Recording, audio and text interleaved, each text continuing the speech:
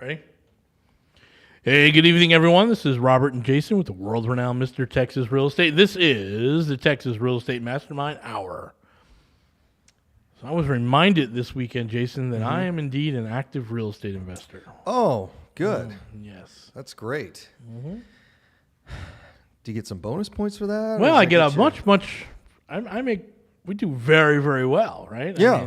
I went through one of the deals, and I'm like, hey, this is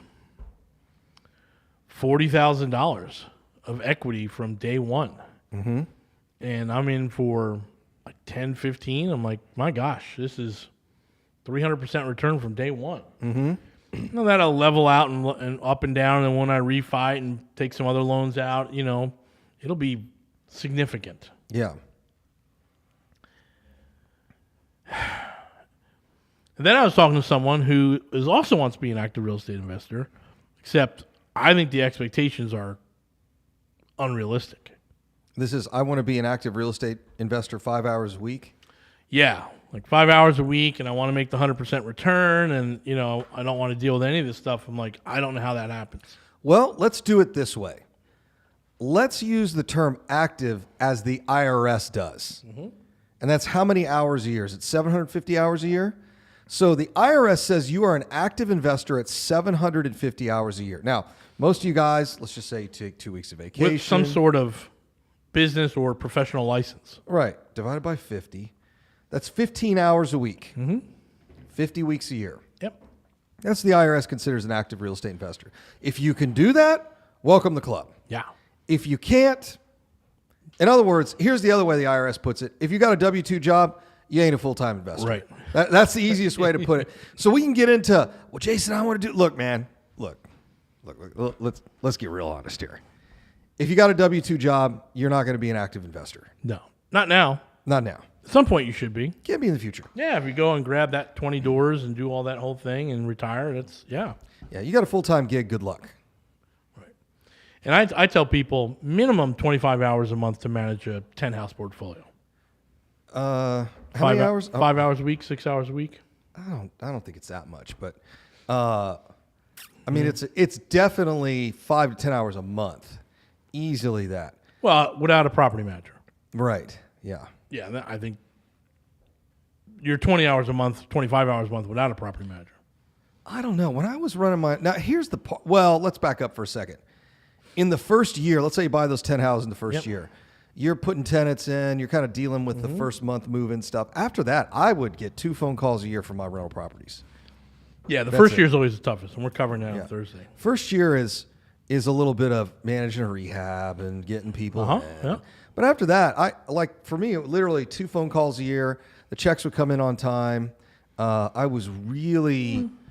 I mean, I stuck to that tenant criteria on what I was looking for. I was willing to let a house sit for another month to make sure I got the right tenant in there. Yeah, I guess I'm talking about that active part, getting it up, stabilizing it, buying it, rehabbing it, stabilizing it, and then moving forward. Yeah, when they're put to bed, they're put to bed. But if you're buying 10 a year, I'm gonna think it's 25 hours a month. If you're actively buying 10 a year, 10 this year, 10 next year, yeah, because it's the closing takes 2 hours. People say, "Oh no, it doesn't." Yeah, it does. Driving from your house to the title company, signing some stuff, closing. Even longer than that, yeah. It's going to be a couple hours doing loan docs and sending all that. I got a pile of stuff I got to work on right now. It's an hour just of loan docs for 2 properties. So, yeah, there's that stuff. And that stuff. It's just insurance company. Hey, we want pictures. Go out and get pictures of the property. We want to see what the trees are hanging. Like, okay, here we go. Yeah, there's all that little nonsense. So if you want those higher rates of return, you got to work. Yeah. I mean, shoot, most of you guys don't even have time to go to the gym. So how are you going to fit in? Yeah. I mean, 15 hours a week is 2 hours a day. 2.5. Actually, it's almost 3 hours a day. 7 days a week. So you guys don't have time for that. I mean, most of y'all spend too much time just driving somewhere. I mean, it's like... Yeah, no one's counting that windshield time, right? No. That's a bigger issue. Yeah. But when you're active, I mean, the benefit is you get all of the deductibles. Yeah, you get all those deductions. Right? That's the real benefit, right? No taxes. I would say the real benefit is you can really spend time vetting deals, and you can get great deals. Yeah. If you're working this business Yep. full time, in fact, I would argue this. If you're working this business full time, you only need 10 houses a year. So here's what you do. You buy 10 houses this year. You buy 10 houses next year. By year 3, you can quit your day job and you sell one of those houses from the first year, or maybe 2. So you have 8 houses from year 1, 10 houses from year 2, and now you're in year 3. Those houses should have about $100,000 in equity each. So take that $200,000 as your quote earned income, and then just buy 10 more houses that year. And all you're doing is you're selling 2 houses from the previous year to just fund your lifestyle. And then you're still building your real estate portfolio. If I had to do it all over again, that's how I'd do it. Yeah. You don't need to buy 100 houses in the first year. You don't need to get in 75 apartments and 10,000 doors or whatever nonsense anyone's selling these days. It's like, it's not really that hard. This morning I watched, everyone's like, well, Jason, is now a good time to be selling houses? More houses went under contract now than the last 2 years. I just heard that from Mike Simonson. He goes, what if I just told you that we've had more houses under contract now This month than we did the previous 2 years, which were hotter. So, and listings are down 12,000 houses this week alone. So it's like 2.5%, something like that. if the houses are done right, if they look good, they are selling. They are selling in this environment. Now, if you do a garbage rehab in a garbage neighborhood, they're going to sit. Oh, that's the house I looked at on Saturday morning. Not yours, Oh, yeah, not mine. the other one from our buddy. Garbage rehab in a garbage neighborhood. Ooh. Talked to the neighbor. Neighbor's like, there's not a lot of drug activity on the street. Got it. Not a lot, Not a lot. but a fair amount. It's gotten better. I'm like, uh-oh. Oh, dear. Yikes. What else can you tell me? Yeah. Well, this whole backyard will flood underneath this house. Interesting. Oh, that's great. So we got a sinkhole under the house. Nice. What else? Yeah, just keep talking, man. She's like, I've been here for 35 years. I'm like, really? She's like, I've seen everyone come and go. I'm like, great. She's like, whatever they did in the inside and pretty it up, I can tell you, all the problems are under the house. I'm like, really? Oh. Thank you. So then I'm on the back porch, and then the other neighbor puts her head over the fence. And she's like, hi. And they're talking to each other, and I'm like, how long you guys been here? It's like, we've been both here since we're little girls. Oh, wow. Like, these fences weren't here. We used to run them back and forth to everyone's yard. I'm like, interesting. Huh. What do you know? So she's like, well, I think I'm selling. I'm going to get out. I'm going to take a little small condo on the beach, and we're going to be happy. I'm like, great. What about the neighborhood? She's like, yeah. I'm like, okay, got it. I got it. And then, the rehab was sea level at best. Yeah. At best. Like, give it 4 months of living and it's already a D-level house. Sometimes it's funny. You see that sea-level rehab, and you're like, why'd you even bother? Yeah, what are we doing here? Like open wires from the ceiling and old flush mounts with like the bowl, but the bowl's gone, so there's just Oh, so it's like, yeah. just raw light bulbs all throughout the house. I'm like, and I talked to the guy. He's like, oh yeah, that one's got the rehab done, right? That's rent ready. I'm like, that is not rent ready. Not in my portfolio, I was buddy. like, So anyway, we'll talk more about what we found this weekend and being an active investor when we come back from this break. In the meantime, we got lots of events going on this month. Make sure you check out our website, mrtxre.com, mrtxre.com. Hang tight. We're going to be back here, and I'll tell you the update on finish the story of this great little house we have. All right, hang tight.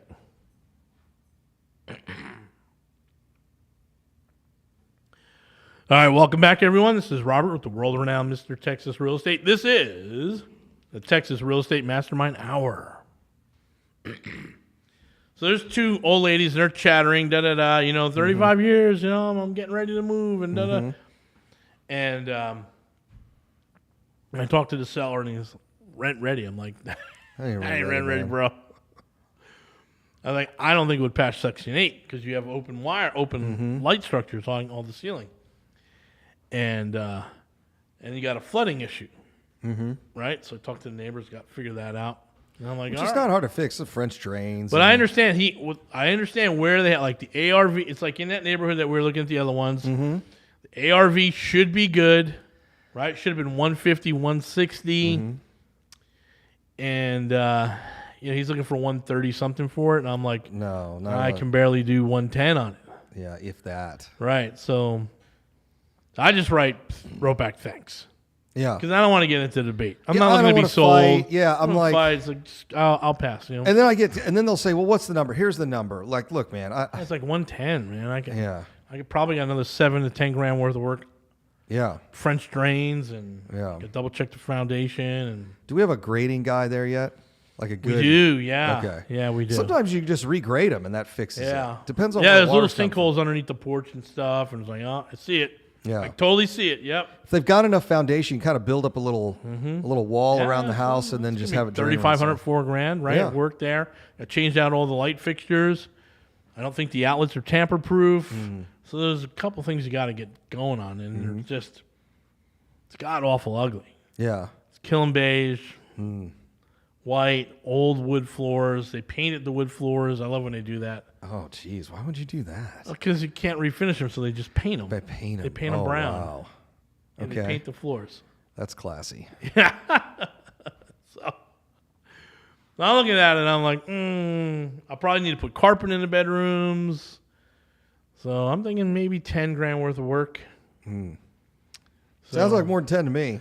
I'd be in a 110, my cost, right? Yeah. 10 grand of work. I'm like 120.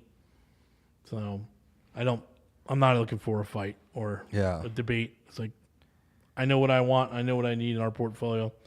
This is it.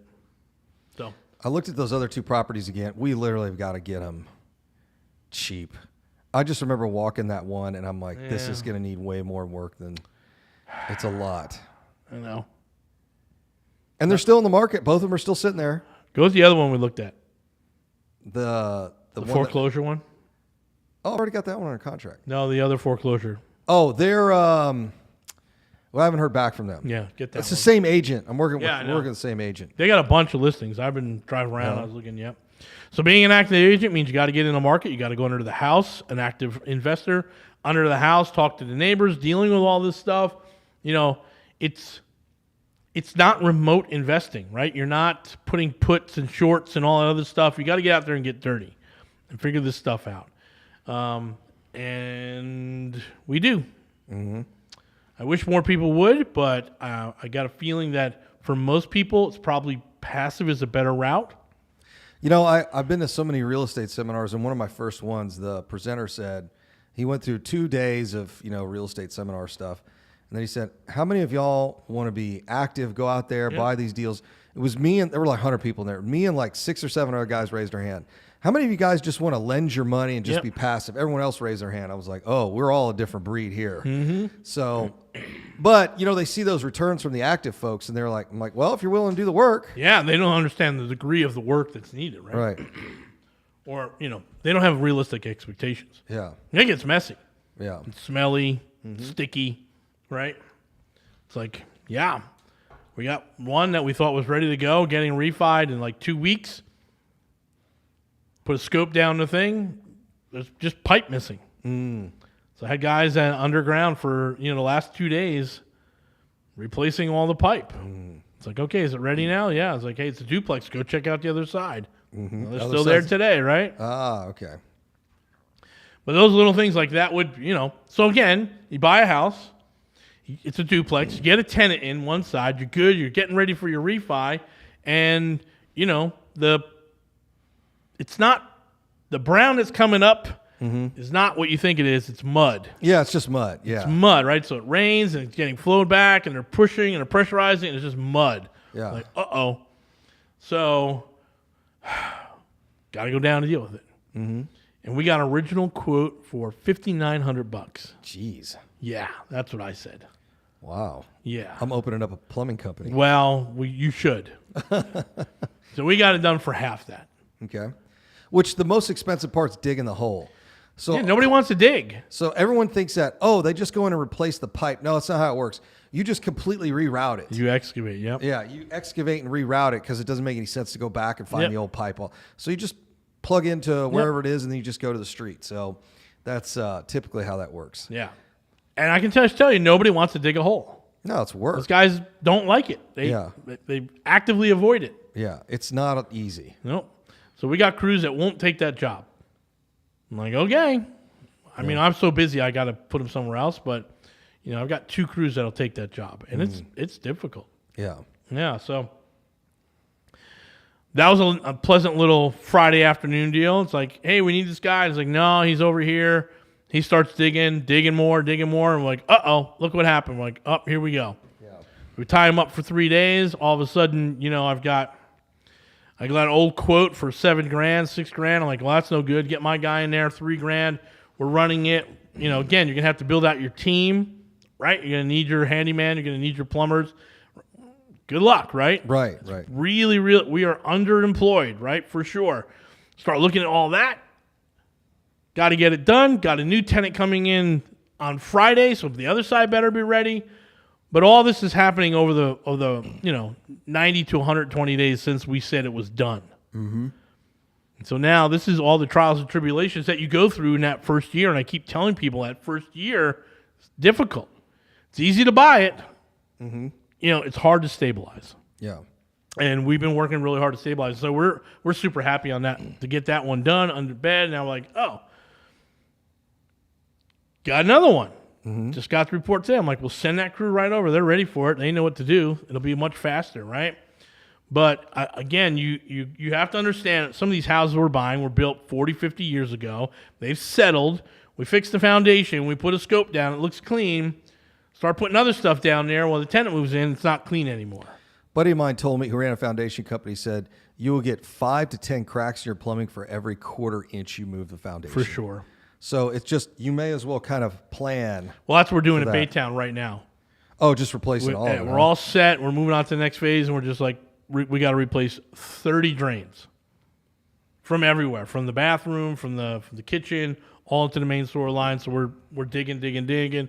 Just pulled the permits the other day. It's like, here we go. Mm-hmm. Right? It's just, I had it on there. I had a number. I had, I think, $128,000 budget for it. We're going to be under budget, which is good for us, good for the syndication, but it has to be done. Yeah.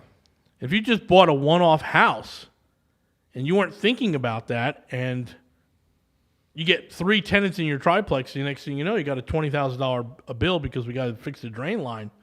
It can be devastating, folks. Mm-hmm. It's like, do you really want to do that?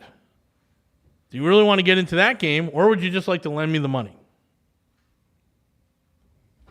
Up to you. Yeah. We're not taking the scary out of this, by the way. No, not at all. This is the real stuff. I love it when it is classic with a lot of people who have got their ego invested. I'm learning a lot of the stuff about getting validation from other people, right? Mm-hmm. Or what you do, or your kids and all that nonsense. And so when people get an answer from me, then they'll just go get an answer from someone else. Yeah, they keep looking for the answer. Yeah, they keep looking for the answer. But they would rather believe the lie than go, okay, this is the truth. Yeah. This is how it really works. Yeah. Now you could, because here's the problem. Then they never get to step 2. So then when they experience something, they go, oh my God, this is horrible. This happened, that happened. I'm like, yeah, why didn't you believe me when I told you that? Hey guys, hang tight. We'll be talking about this when we come back.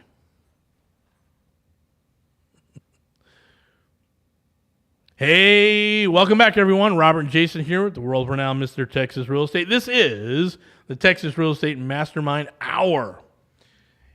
Yeah, so, there's a reality to all this, right? You're going to have to get your hands dirty. Things aren't going to go the way it's supposed to go. They all will. I was talking to someone in the mastermind. It's like, hey, I'm not there to prevent all this stuff from happening. I'm there to help you when it does happen.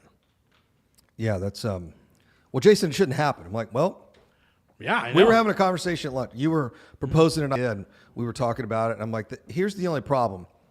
If we implement a program like that, what are we really doing? We're taking risk out of it. Yeah. So if I'm willing to take risk from you, what am I being compensated for that? But here's the reality. You know why you make so much money in real estate? Because we take risks. Because you take risks. Right. Let's talk about that for the next segment here. So, that's really what we're talking about. When you're an active real estate investor, all the risk is in front of you. Mm-hmm. Right, you're walking through a field of landmines. Yeah. Right. One of them is a bad tenant. Right. Mm-hmm. Next one is the neighbor is selling dope. Right. Selling meth and heroin out of their house. Mm-hmm. And the next landmine is the sewer line collapses. Right. Mm-hmm. And this one over here is the kids shoves their doll down the toilet. Right. We're pulling all these toys out of the toilet. Just landmines everywhere. It's all the risk in front of you. Or even what we're suffering right now is I bought the house with a 12% hard money loan with the expectation that I was going to be able to refi under 7%. And there's not a 7% long-term loan anywhere. Last 3 weeks, they all disappeared. Yeah, they're gone. They're at 9% now. Yeah. So you took a 12% loan and you're only going to go down to 9%. You're looking at the numbers, and all of a sudden, lender's like, hey, I still need a 1.25 DSCR. So you got to bring more money to the table. Yep. People don't like that, right? It's like, well, I thought this was going to happen. Me too. So did every other investor who's doing this. I like to say that the true benefit of the mastermind is that you get to complain to someone. Oh, that's true. Right? Because if you're out there on your own, there's no one, right? And that can get very depressing. For us, we're like, yeah, I get it. I understand. But, hey, how much equity's still in there? Right? Well, there's $35,000 equity. I'm like, okay. And how much you got to bring to the table? I was like, well, I got to bring 25. Okay, so you make 100% more on your money. Yeah, that $35K is net of the $25K. Right. It's like, no, Rob, I didn't want to put that much in. I get it. Okay. Yeah, I understand. That's why it's called investing, right? That's why it's called active investing. All those little landmines out there are very real. But once you get through year one, you get the refi and you get the tenant and the house gets lived in for 90 days, because that's usually where most of the calls happen. Yeah, then it's 5 to 6 hours a week. Right? Then there's no time at all. Yeah. And then all of a sudden you're like, oh, this is good. Let's go do it again. It's, how quickly we forget, right? The pain and suffering. And then we're like, well, all right, I'm ready for another 10. Of course you are. Yeah, of course you are. Yes. I was joking with one of our GPs. We were meeting about something, and I said, yeah, this is the not, and he's been in a bunch of syndications. I'm like, this is the not fun part. He said, yeah, Jason, I know once we sell this thing and make a few $1 million, we're going to be drinking somewhere, eating steak, talking about how great it is. Yeah, let's do good. Yeah, and I'm like, got another one? Yeah, you got another. Let's go do another one. I'm like, yeah, but this part's no fun. He said, we'll forget all about this. I'm like, I know. Totally forget about the not You'll fun forget part. all the not fun part when that check gets cashed. You'll forget about all that not fun stuff. So it's like, it is human nature. We will only remember the good stuff when it's all gone, which is fine. And it's a survival mechanism, because if all you remembered was the bad stuff, you'd probably blow your brains out. So it's like, it's true, right? So, right, or get the worst. Or yeah, it's like, oh, this is awful. Yeah, it's always awful. So yeah, I don't know. I've just been doing this long enough now. When I look at it, I'm like, here's what's going to happen. Here's what I know is going to happen. The next 5 years is going to be very similar to the last 5 years. Yep. And the same people who are not doing anything are going to continue to not do anything, because they're going to say the world's going to collapse, or it's too expensive, or there's going to be a crash. I'm going back and forth in one of my groups right now. All they're talking about is, well, Jason, 2008's coming. It's coming. It's coming. It's coming. I'm like, I've been hearing that for 10 years now. Yeah, for sure. 10 years. I don't know if anybody noticed, but they paid people to sit at home during COVID. You think they're going to allow all this stuff to go into foreclosure? Nope. And house sales are still, I don't know. I just don't see it. Now, you're really going to be hurting when mortgage rates drop to 3% in the next 3 years, and the houses cost $100,000 more. Oh, you know what the complaint's going to be when the mortgage rates do drop from the investors? Oh, I got a prepayment penalty. Oh, that's right. I'm going to pay an extra 2%. I'm like, what are we talking about? Yeah, who cares? Right. It's always on to the next gripe. And I guess that's also kind of human nature. But for us, once it was my joke. 30 people signed up for your, let's figure out the new gadget. Oh, yeah, the new portfolio. 2 people builder signed tool. up for the mindset thing. And I'm like, you went to the wrong class. Yeah. Right? So we're in this mindset where it's like, okay, I get it. Yeah, we got to figure this out. Rob, what happens if this happens? Well, they'll take the house back. I don't want that to happen. Yeah. But this is investing. It's like, we'll figure it out. We'll keep going, right? For me, I know we can make money, right? So that's never a problem for me anymore. But I understand when you're coming up, you're freaking out. It's like, I haven't had a tenant in 120 days. I'm like, I get it. Okay. Totally get it. We got to lower the rent. Oh, I don't want to lower the rent. Well, what are we doing then, right? And it's like, well, I thought the rent was, yeah, the appraisal came in $1,100, and we're not going to get better than $950. someone's off. Yeah. It happens. Get them in at 950 because next year it'll be 1,000, and you'll hit it. It's the scary stuff that isn't scary that bothers the heck out of me. It's like this is just normal. Well, what I was thinking too, we were talking about. You took a whole bunch of folks out and around town last weekend, and I remembered back to my biotech days and what they do in the medical school, and that is you get to spend a lot of time with bloated bodies. And the reason they do that, so body comes in, they donate to science, typically goes to a medical school, and they will inject the corpse with a ton of formaldehyde and all that other stuff. They don't even look human. Yeah. They don't look like grandma. They look like this big green blob. Bloaters, yeah. So the reason they do that is they're desensitizing the medical students to healthcare. So it's like, look, we don't want you to expose you to what it looks like to. We just want you to. It's a slow desensitization process. So I'm thinking we need to bring back the bus tours. Yeah, I think more people need to walk these properties and go, wow, this looks like a mess. And you go, okay, this is what this one looks like. Let me show you the next house, which looked just as bad, but the rehab's almost done. And they walk in and go, okay, now it makes sense. Right. So we went to one of the houses that I know. So the investor went in and he didn't see it. I just said, it's already under construction. Yeah. Just buy it. I really want that guy to have a deal. So he bought the deal. It would have been ours. It would have been mine, by the way. So I just gave it to him. And we pull up, and the exterior is still not worked on. There's trash in the yard and laying around. And he's like, oh, boy. I'm like, hold on, dude. We open up the door, and they're like, oh. It's all done. The flooring's in. The paint's on the kitchen's like, wow, this is really nice. I'm like, yes, it's really nice. I told you it was going to be really nice. There's no way he would have ever bought it if he saw it way before we started working on it. Oh, yeah, absolutely. But then it's like, okay, so now that I've held this thing, I've taken all the risk. Right. So the next one I send you, well, I don't know. No, there's no more of that. I don't know. It's like, no, come on, man. This is not that hard. Yeah. Just buy it, move on to the next one. So one of the things we do in our mastermind is we find deals for folks. And if you're interested in coming into the mastermind, or if you just like to work with us as a buyer, go to Call with MRTXRE, Call with MRTXRE, and you can talk to them about getting into our club to buy deals, or if you want to join the mastermind. Anyway, hang tight. We'll be back.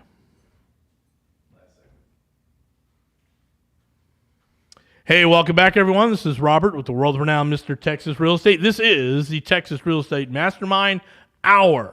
All right. So, being an active investor, you've got all those things you got to deal with, right? If you want to get into it, you want to buy it, yes, the returns are fantastic. Yes, the Burr method works. Yes, you're going to get your money out in a refi in the first 5 years. Yes, all these things are lined up for you. None of it's guaranteed. There's no guarantee at all, right? And again, that's why we call it investing, right? And so, but to go out there and understand all those landmines and start dealing with it, once you've stepped on a few and you realize you could still walk, you're like, oh, okay, well, if I hit another one, I'm pretty sure I can keep walking, right? Yeah. And that changes your mindset. Yeah. Now Now it's just a process. Now it's just waking up. Got to deal with something else. Going to deal with it. That's fine. Still got $110,000 in an appreciated value on that property, so I'm fine dealing with a couple phone calls today. Yeah. And I think that's where most of the guys who are missing it, especially, and I feel bad when it starts on the first house, right? We had one with the father's son, and we tried to get that rehab done. It was just forever. It was COVID. Couldn't get the people out there. Couldn't get the inspectors out there. Couldn't get the electric company out there. Nobody wanted to come out. Everything was slow rolling. And they want to jump involved and get involved. They're not making it better. It's not helping. And I get it. The first one is a real tough one. Understood. Yep, I got it. But, man, all that wisdom you picked up off of that. Now you know the expectations when someone says, we have to shut the power off and move the power line to the other side of the house. You're like, oh, wait a minute.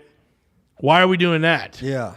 Instead of saying, "Oh, okay, that makes sense," we'll just call them up and they'll shut it Yeah, off. they'll The just next day they'll move put it it over. over. We'll get all good, and then we can go 100% electric instead of having gas. And then you'll be like, let's just keep the gas, Yeah. right? That's where we are right now. It's like we want to go 100% electric on all our properties, but someone says I got to move the line. I'm like, forget it. Keep the gas in there.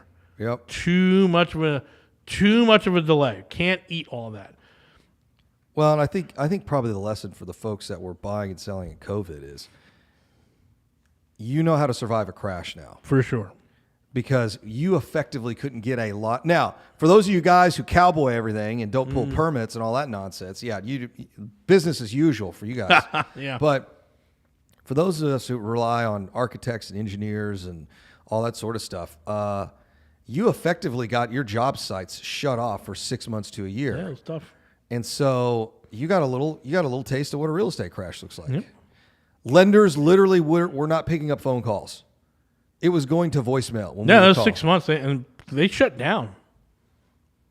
We had one lender come back and was like, "Hey, we're back." I'm like, No, my favorite was they sent an email out as a promotional. We've always been here. We've had your back. Lie. You guys. So now when we go to these lender conferences, one of our guys walks up and says, "Hey, Jason and Rob just want to tell you guys suck." And they go, and the guy that the rep is like, "We know, I'm sorry." And we're like, "I just want to let you know." And they walk off to the next table. One. It's Hey, like, just want to let you know you suck too. Yeah, you guys are awful. So thanks for leaving us out to dry. Yeah. Appreciate right, it. and it hangs us out to dry, and now we're still in problems. All right, we're still in an economic issue with refis, but there's going to come a time when they're going to be back down to 6%, sub 6, and game on. Let's go. This is a big week for economic data. There's a lot of stuff coming out this week, so we'll kind of see how the bond market and the MBS market respond.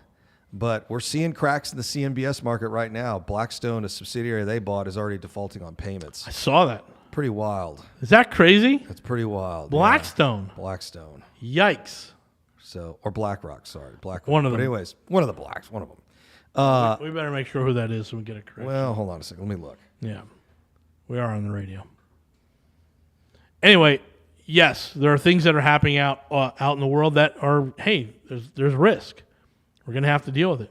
If the expectation is I'm going to buy something that's 100% perfect, get a tenant in there in the first 30 days, and then start making money and never get a phone call, that's a loan. Blackstone defaults on $562.5 million real estate bond payment. Yeah, Blackstone is the real estate guys, the equity group, and then BlackRock is the private security guys, right? No, they got a Blackwater. Blackwater. Oh, see, we keep messing them all up. BlackRock is really more of they're an investment fund like REITs and that sort of thing. Gotcha. Yes, Blackwater. Yeah, so Blackstone's also dealing with, this is the end of December, about $69 billion in redemptions. Like it's getting wild, and it's office space and retail. It's kind of that stuff that's starting up. But it was a company they bought. So, and they went to the creditors and said, "Hey, look, there's a better way to structure this. I don't think you guys should put us in a default, but there's probably a better way to do this." And they did it anyway. And they're like, CEO's like, "Well, I mean, I guess if you guys want to play ball this way, we can." Right. I don't know what good it's going to do you given how big they are. So we're starting to see that. And I was chatting with a buddy of mine. He said, "Hey, there's going to be some real opportunities here in commercial real estate." I don't know how many of them will be here in Texas. People read the national news and think Texas real estate is going to crash. And I'm like, yeah, it didn't crash during the crash. Right, yeah, they don't get it. So anyway, we'll see how that all rolls out. But there'll be opportunities here in commercial real estate. That's good. I think tomorrow we'll talk about paper up. Okay. Because there's Blackstone, right? Yeah. And they probably had many, many conversations with their lenders, right? Yeah. Hey guys, probably not a good idea. Yeah. Tons and tons. They probably of had like, yeah, that sounds good. Yeah. Like verbals, right? But right. No, they're still defaulting, right? Yep. What is big push this week in the mastermind? We got our mastermind starting Thursday. Yeah, Thursday night. Thursday night. So we're all getting together and I'm like, guys, it's all about what's in writing. Yeah. Everyone's an adult here. He said, she said, playing a fancy game of telephone. At the end of the day, what is in writing? Right. And yes. It's one big commitments in writing. You just can't walk away from that, right? Right. Yeah, that's a big What issue. is in writing? Well, Rob said this. First of all, I know Rob would never say that. Well, Jason said this. No, Jason didn't say that because that's illegal. That's what I love. Like they're onions, man, onions. I know. We'll do the onion thing. If you guys have never heard Rob do onions, when you come to our 3-day, we'll do onions. Maybe we'll do it on the air. We could do it on the air. Yep, we'll do the onions. But my favorite is no. Jason said this and this. I'm like, there's no way, dude. That's not even legal. Right. Or here, I just want. I'm like, what does that mean? Well, what? Okay, I want a lot of stuff too. Ryan Stone calls these container words. Oh, well, a real estate investment should be. Well, what does real estate investment mean? That's why I say it this way. What's a deal? This should have gone better. I agree. Everything should have gone better. Yeah. Everything. Salt and pollen on my new car should have been better. Yeah. I got to deal with it. I've had this car it doesn't even have 70 miles on it. It's yellow already. Right. I bought it on Saturday. It was white. It's now yellow. So it's like, there's a whole lot of stuff. Yeah, get it. I got it. Yep. I should already have my Porsche. Yep. 2 years later, all you other guys are ordering. I should have had it. Okay. So now what do we do? Right. That's what they hate that because I immediately cut to the now what? Right. We're in reality here. Now what? Yeah. Your life's a disaster. I've been dealing with some guys that like really crazy stuff. Groups, really crazy stuff. It's like, all right, wife's cheating on you, kids hate you, work's not going good. You put all this drama out there. Now what? Right. What are we doing? Yeah. What's different Monday? I told you I was in a group where they're like just complaining about everything. Then we're like, and I start getting frustrated. I'm like, why am I'm wasting my time here. I should not be here, right?